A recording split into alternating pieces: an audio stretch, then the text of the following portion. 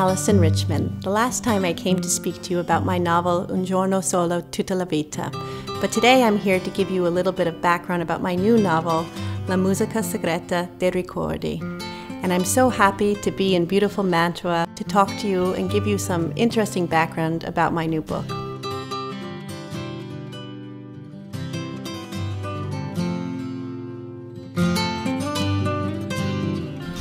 All of my novels begin with a question in my head that I don't know the answer to. And the question in La musica segreta dei ricordi originated when I was living in Sweden and I was out to dinner with a friend of mine whose family had emigrated to Sweden during the 1970s, right after the Pinochet regime.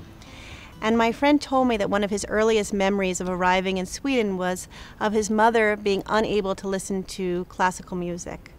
And I naively asked why, and he said that although his mother had never told him the exact details of what had brought them to Sweden, as an adult he'd been able to put together the pieces of her story and learned that she had been at the Villa Grimaldi, a political prison in Chile, and that while she was there, classical music had been piped into the cells so that the other prisoners couldn't hear their fellow inmates being interrogated.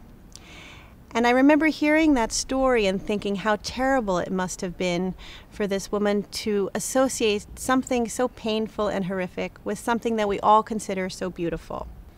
And compounded onto that, I wondered what it must like to be a mother, to carry this burden of this personal nightmare and be unable to tell her family about it because she wanted to spare her family the most amount of pain. And I tried to create a character in which someone was keeping a secret in order to spare the person they love the least amount of pain. But one of the questions I challenged the reader is whether the keeping these secrets actually causes a fissure in the relationship and causes detriment in the end. Another question that I pose to the reader is the question of heroism and the great risk that heroism takes, and then how many times we often put in jeopardy and the safety of the people we love in order to do the right thing. And there are no clear answers to any of these questions. There are many shades of gray within the novel that you have to engage to sort of challenge yourself to think what you personally would do if you were put in this situation.